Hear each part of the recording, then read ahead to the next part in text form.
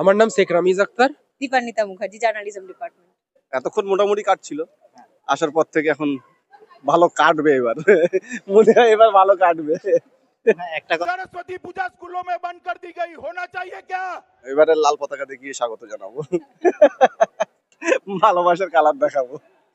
সবাই এসে একসাথে আমরা প্রিপারেশন নিয়েছি। আজকের দিনটাও যে সকাল থেকে যেভাবে পুজো হয়েছে, তো খুবই ভালো লেগেছে। ইভেন এখনো খুব মজা হচ্ছে, যেটা তুমি এসে দেখতেই পাচ্ছ, তো খুবই ভালো লেগেছে।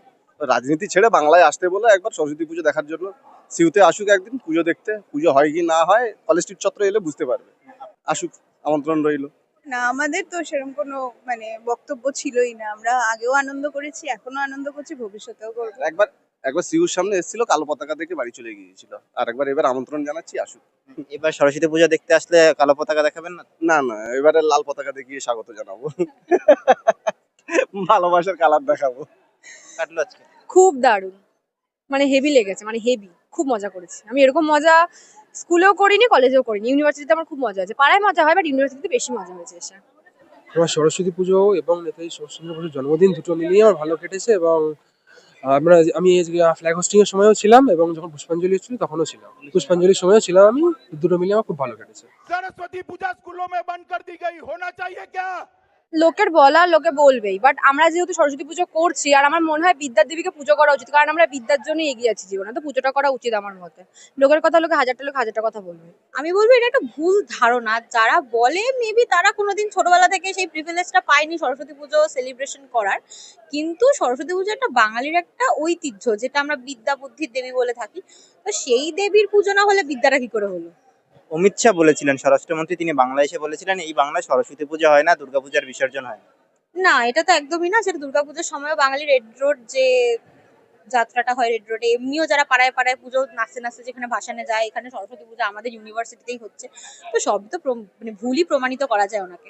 সরস্বতী পুজো আজকের দিনটা বরাবরই খুবই ভালোই কাটে, আজকেও ভালোই কাটলো। বাট যেমন হয়, সবাই অফিসে চলে গেলে তখন বন্ধুদের সঙ্গে দেখা করা যে একটা ক্রুশিয়াল ব্যাপার হয়ে যায়। কবে দেখা হবে, টাইম করে দেখা করা, তো ভালোই কাটছে, ভালোই। আমারও খুব ভালো কেটেছে। অনেকদিন বাদে আবার এলাম, আবার সেই পুরোনো দিনগুলোর কথাই মনে পড়ছে, যখন আমরা এখানে স্টুডেন্ট ছিলাম, তখন যেভাবে আমরা সময় কাটিয়েছি। সেরকম ভাবে তো আজকের দিনে সময় কাটাতে পারছি না, কিন্তু যতটুকু চেষ্টা করা আর কি, সেই আনন্দটা আবার ফিরে পাওয়ার জন্য। আর আপনার? এতক্ষণ মোটামুটি কাটছিল, আসার পর থেকে এখন ভালো কাটবে এবার। মনে হয় এবার ভালো কাটবে। ভালো কাটলো একদম। সবার সাথে, বন্ধুদের সাথে হেসে খেলে, একটু অল্প প্রেম টেম করে পুজো টুজো দিয়ে সব ভালো, একদম ভালোভাবে কেটেছে আমাদের। কোনো বাংলা বিরোধী, কোনো বহিরাগত গুন্ডার কথা বাংলার ছাত্র সমাজ বা বাংলার মানুষ সাধারণভাবে নেই না। মানসিক পাগলদের কথা কি শুনবো?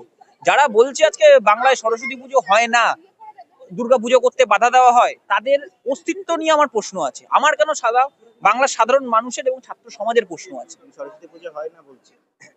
দেখুন, এটা এক্সপিরিয়েন্সের ব্যাপার। সাংস্কৃতিক অনুষ্ঠান আমরা উদযাপন করি, এবার কে কিভাবে সেটা অনুভব করছে, এক্সপিরিয়েন্স করছে, তার উপর ডিপেন্ড করছে।